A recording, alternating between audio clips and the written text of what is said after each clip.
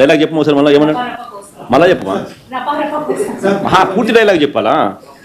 పూర్తి డైలాగ్ చెప్పదు ఏంది? మళ్ళీ చెప్పు. గంగమ్మ జాతరలో పొట్టేళ్ల తలకాయలు కోసినట్టు రప్ప రప్ప రప్ప రప రపా రపా రపా రపా నరికేస్తాం. అదే పోస్టరా?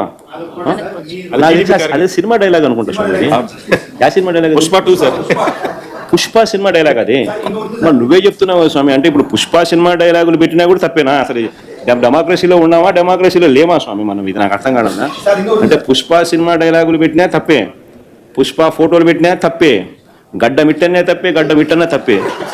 ఏంది స్వామి ఇది? ఏ ప్రపంచంలో ఉన్నాము? ఇదంతా డెమోక్రసీలో ఉన్నామా, డెమోక్రసీలో లేమా?